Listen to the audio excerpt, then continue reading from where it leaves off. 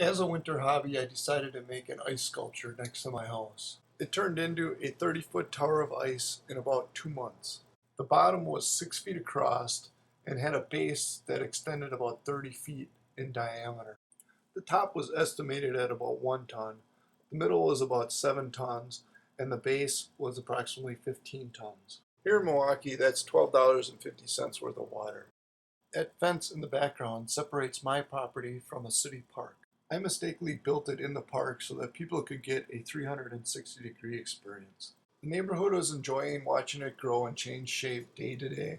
People passing it on the parkway would stop and take pictures. One day, a couple city workers noticed it while clearing the park's sidewalks. The next day, I received a notice to stop watering it.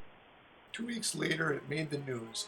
The city claimed that me connecting a garden hose to a faucet was in violation of city code. They also stated that it's against the law. Not sure what law it breaks. Is there a height requirement for snowmen built in the park? They were also concerned that it might fall over. The next day, 10 city workers showed up to remove this ice sculpture.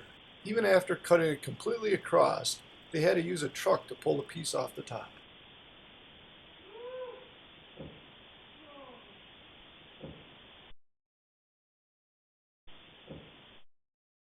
He made the mistake of cutting on the side the truck was pulling towards. I tried to warn him, but the other workers said he was fine.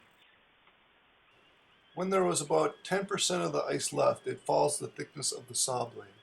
Watch closely here and you can see the top shift. It scared him pretty good, but fortunately the truck was not pulling very hard.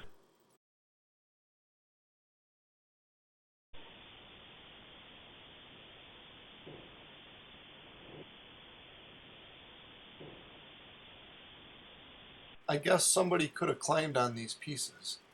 Not that the blue bleachers in the background are any safer. They're just as tall and my son fell off of them and split his head open.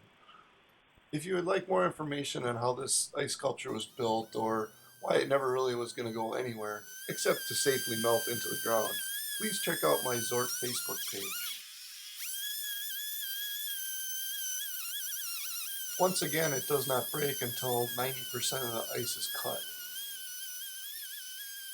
Here you can see it follow the thickness of the saw blade.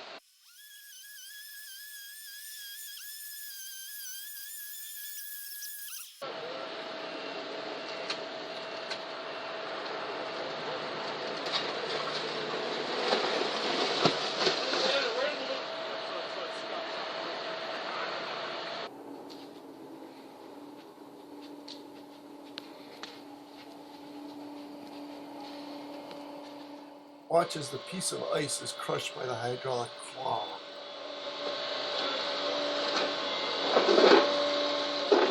Well, apparently not.